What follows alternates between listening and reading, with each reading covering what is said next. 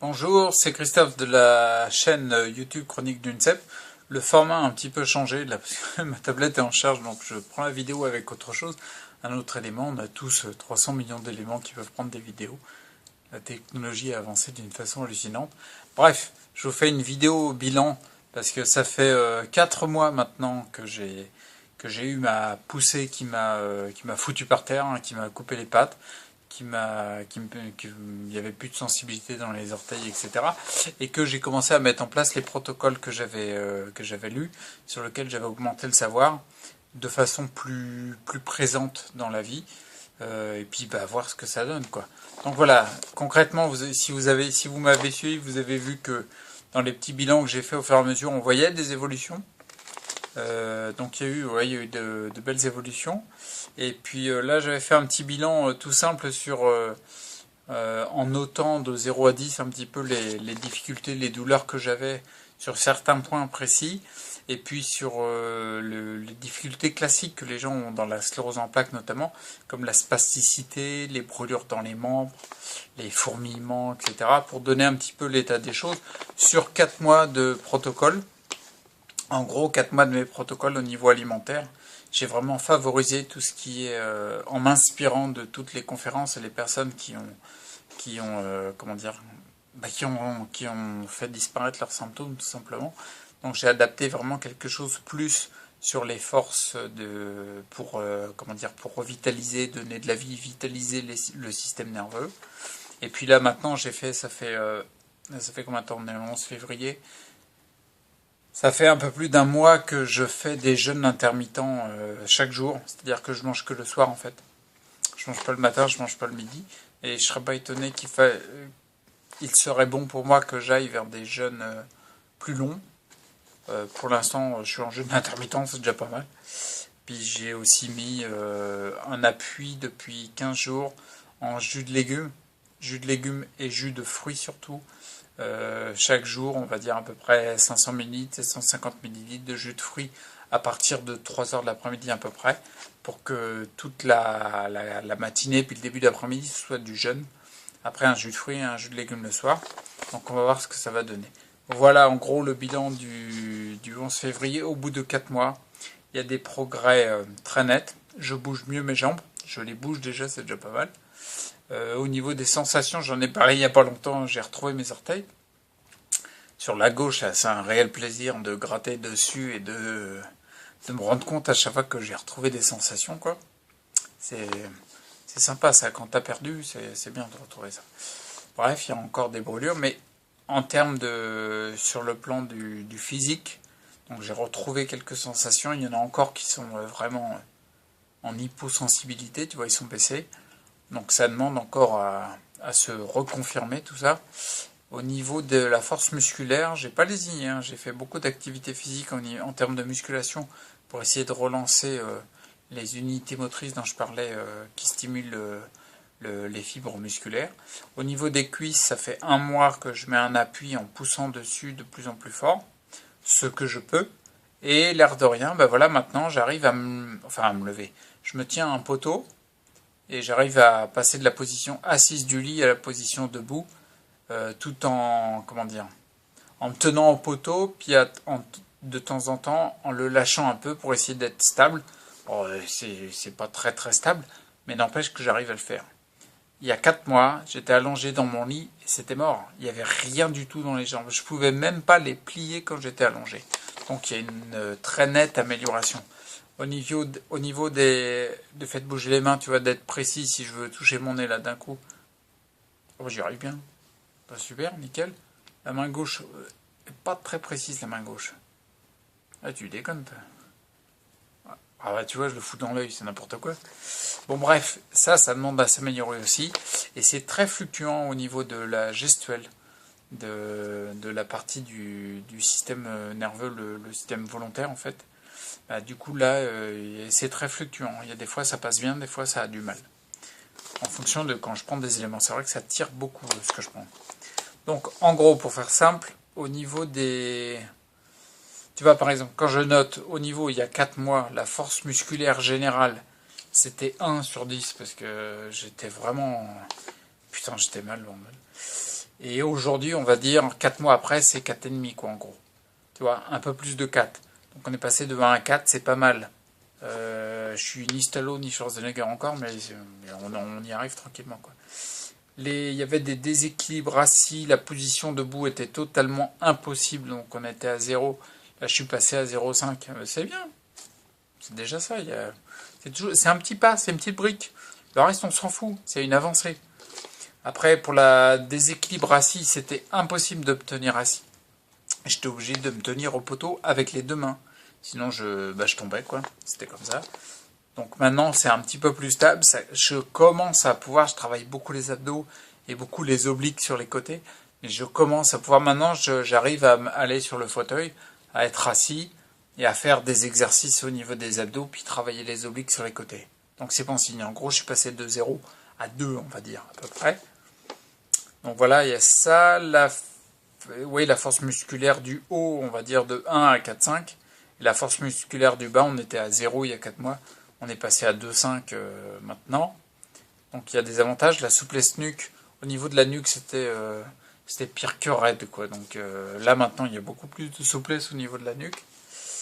Donc c'est bien. La position fauteuil, on va dire de 2 à 4 sur 4 mois. Les sensibilités dans les jambes et dans les orteils. Donc tout ça, c'est augmenté à peu près de 2 digits, quoi. Donc c'est bien, c'est une augmentation. La preuve, c'est les orteils. Maintenant, je le sens sur le bout. Putain, c'est génial ça. C'est con, hein. Tu vois, touche ton orteil, tu vas être content moyennement. Mais quand ça fait 4 mois que tu l'as perdu, bah t'es un peu plus content, quoi. Donc c'est bien. Les pieds froids, les jambes froides. On sent que l'énergie recircule beaucoup mieux. Ça se réchauffe plus vite et presque seul, quoi. Je veux dire, j'ai besoin beaucoup moins de bouillotte, de choses comme ça, qui était la seule possibilité pour réchauffer mes jambes. Donc c'est une amélioration, ça c'est bien. Les brûlures de hanches, c'était vraiment horrible. J'avais beaucoup de brûlures de hanches au niveau des hanches. Là maintenant, j'en ai presque plus, j'en ai quasiment plus. Donc les brûlures de hanches, là, quand c'est un gros chiffre, ça veut dire que c'était très très très une grosse douleur. Je suis passé de 9 à 2, quoi. Ça a vraiment descendu. La spasticité, si tu as la sclérose en plaques, tu sais ce que c'est la spasticité. Putain, c'est chiant ça. Tu sais, ton corps qui se tétanise d'un coup, tu lui as rien demandé, mais il le fait quand même, quoi. Bon, bah ça a calmé. Donc visiblement, on va dire passer de 8 à 6. Et après, pour tout ce qui est nausée, mal de tête, mal de ventre, même constipation, ralentissement du transit, les douleurs sur le visage droit, visage gauche, des douleurs dans les molaires qui étaient vraiment très très très fortes. En gros, en moyenne, je suis passé de 9 à 4, quoi. Donc ça a radicalement baissé. Donc c'est des bons trucs. Et en dernier, je vais juste dire sur le brouillard mental, le fameux brain fog des Américains, là, le brouillard mental. En gros, je suis passé de 10 à 5. C'est-à-dire que cognitivement parlant, il y a eu une amélioration très nette. De toute façon, c'est simple, tu as qu'à regarder mes premières vidéos d'il y a 2 mois, parce que j'ai commencé à les faire que le 9 décembre, je crois, la première. Bah, tu vas le voir tout de suite, quoi. Ça tourne un peu mieux. Tu vois, là, je suis fatigué. Je suis vraiment très fatigué. Je fais mes exercices dehors. Mais ça passe quand même, quoi. C'est pas je suis rétamé à rien pouvoir faire, quoi. Il faut que j'arrête les activités et que je me repose parce que je sens que j'en ai besoin, là. C'est vraiment primordial, capital dans la sclérose en plaques, de se reposer quand le corps le demande. Et on n'est pas du genre à l'écouter tout le temps et on devrait l'écouter un petit peu plus. Moi, le premier. Mais on sent que le brouillard mental est descendu radicalement. Et l'électrosensibilité aussi. L'électrosensibilité, ça c'est pire que chiant. C'est au-delà. C'est largement plus haut. Passer de 10 à 7. C'est-à-dire qu'au niveau de l'électrosensibilité, c'est vraiment gonflant parce qu'il y en a partout, quoi. Donc du coup, tu peux plus utiliser aucune technologie. Moi qui étais un féru de technologie, j'avais je sais pas combien de PC, tablettes, téléphones et tout, bah t'as plus rien du tout, quoi, parce que de toute façon ça te gêne. Là je peux commencer à en faire, mais croyez-moi que je suis blindé au niveau de l'évacuation des champs électromagnétiques, parce que bah, j'étais obligé de me documenter sur le truc, parce que comment tu fais quand tu as un problème avec ça? Faut que tu te documentes pour pouvoir éviter d'être exposé. Donc du coup je me suis beaucoup documenté, Et puis j'en parlerai dans une vidéo parce que vraiment la partie électro-hypersensible c'est très très proche de la sclérose en plaques. Le docteur Amagda Havas, je crois, en parle dans une vidéo sur YouTube qui tourne, mais il n'y a pas beaucoup de vues. Je vais essayer je vais vous la mettre pour pousser, pour sensibiliser à ce qu'il y ait un peu plus de vues. Et puis comme ça, si quelqu'un a la sclérose en plaques et tombe sur ma chaîne, eh ben, il pourra avoir cette info-là. C'est important. Donc je vais en parler au niveau des champs électromagnétiques. Je vais faire une petite série de plusieurs vidéos sur lesquelles il y a pas mal d'informations à donner. Il y a le médecin niçois Jean-Pierre Masqui qui a fait un travail magnifique et qui a amélioré des centaines de scléroses en plaques. On venait même le voir d'autres pays. Donc il y a vraiment quelque chose à faire. En gros, brouillard mental, il est nettement descendu en 4 mois. C'est beaucoup plus clair. Et l'électrosensibilité, un peu. C'est pas encore ça. L'électrosensibilité, elle est tenace, hein, la vache. Mais visiblement, pour avoir fait une période de jeûne intermittent pendant un mois, là, un peu plus d'un mois, à chaque fois qu'il y a un jeûne, le brouillard mental, il chute, il s'évapore. Et l'électrosensibilité, c'est un peu pareil. Je suis beaucoup moins sensible aux ondes quand je suis en période de jeûne que quand je suis alimenté en fait. Alors c'est pas pour dire qu'il faut pas manger pour guérir, c'est pas ça. Mais c'est que le jeûne, c'est un moyen juste hallucinant pour relancer des processus d'auto-guérison, tout du moins les favoriser. On parle de catabolisme d'autophagie surtout. Alors j'ai pas été jusqu'à des jeûnes thérapeutiques qui dépassent 3 jours de jeûne. Parce que je sais pas, je le sens pas en ce moment, donc là je fais plutôt du jeûne intermittent. Ça serait peut-être une bonne chose que j'aille puiser là, parce que les jeûnes thérapeutiques, on vient déclencher le système, la loi qu'on a étudiée, qui est l'autophagie, ce qui veut dire que les tissus qui sont concrètement les tissus qui sont pas sains, qui vont être utilisés pour recréer des tissus sains là où il y en a besoin. C'est un processus, il n'y a aucun médecin, il n'y a aucun spécialiste qui est capable de faire ça, quoi. C'est juste du jeûne, quoi. Donc ça m'intéresse vachement, je me suis beaucoup renseigné là-dedans. Il y avait notamment un centre de psychiatrie qui avait guéri des schizophrènes lourds en Russie, puis aussi au Japon, je crois. Donc il y a vraiment une manne très importante au niveau de cette possibilité qu'est le jeûne, et tous les hygiénistes en parlent. Ils ne disent pas que c'est quelque chose qu'il faut faire tout le temps, parce que si tu manges pas, tu meurs déjà. Mais c'est par période, c'est quelque chose qui est vraiment mis en avant pour pouvoir lancer des processus d'auto-guérison. 13 minutes, je m'arrête plus de parler, je dis que je suis fatigué, mais je parle pas mal. Donc voilà, en gros, le bilan au bout de 4 mois, pour conclure, le bilan au bout de 4 mois, il y a quand même des améliorations. En moyenne, en gros, c'est des améliorations à hauteur de... Allez, je vais être 20%, on va dire, il y a 20% d'amélioration, tout confondu, que ce soit au niveau de la gestuelle, au niveau du cognitif, au niveau du brouillard mental, de l'électrosensibilité, des brûlures, des douleurs, des souffrances. Il y a une amélioration. C'est sûr que quand on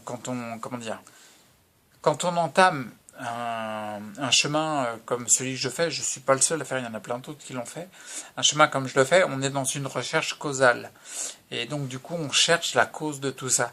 Et il faut aller fouiller, il faut aller en soi, que ce soit sur l'alimentaire, sur le plan physique, le plan mental, il faut aller fouiller, le plan émotionnel, il faut aller voir sur le relationnel, même le spirituel, qui est pas l'apanage des religions. Et du coup, parce que tout ça, c'est ce qui nous compose nous.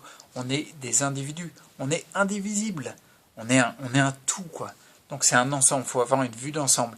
Souvent la médecine fonce et va voir le foie, ou même une partie du foie. Ok, d'accord, on a des valeurs, on a des analyses de sang, tout ça. C'est bien, mais tu regardes juste à un instant T, c'est comme si tu prenais une photo de quelqu'un et tu dis, bah voilà, ça le résume totalement. Mais non, on ne peut pas se résumer par rapport à une photo. C'est une pause, un instant T, une analyse de sang, une analyse de ce que tu veux. Tu peux faire même une biopsie. C'est pareil, tu vas analyser quelque chose à un instant T et tu t'arrêtes sur le symptôme et cette analyse. Mais on est un ensemble. Les médecins vont de plus en plus souvent, vont de plus en plus vers quelque chose de précis, c'est pointu et tout, c'est précis, mais pour rechercher et trouver la cause, il faudrait avoir une vue globale, donc une vue plus éloignée. Ça sert à rien de faire 3 millions d'analyses si l'ensemble peut se rééquilibrer de manière naturelle. Donc du coup, quand tu fais un chemin comme le mien, comme je disais, il y a une démarche causale, d'accord, mais on est au-delà du symptôme. Le symptôme, en fait, c'est ton ami. D'accord, je sais très bien qu'il fait mal. Ça, c'est clair, je suis très bien placé pour le savoir. Le symptôme, je suis pas en train de courir, quoi, tu vois. Je peux pas cavaler avec mon fils et tout, là, ça, c'est clair. Je peux à peine faire 200, 300 mètres en fauteuil roulant, c'est déjà pas mal. Mais quand tu cherches la cause, t'as plus de chances de...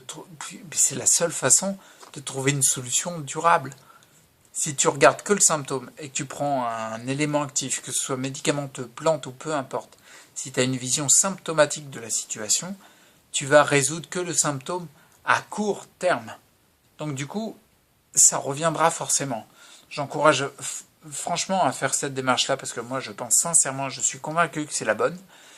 Donc je vais m'arrêter là parce que sinon on va arriver à une demi-heure de parlotte, donc ça va commencer à faire beaucoup. Bilan 11 février, 4 mois, à peu près 20% d'amélioration de tous les symptômes. C'est ça qui est à retenir, et puis on verra la suite. Et si vous me suivez, je vous dis à la prochaine. Ciao.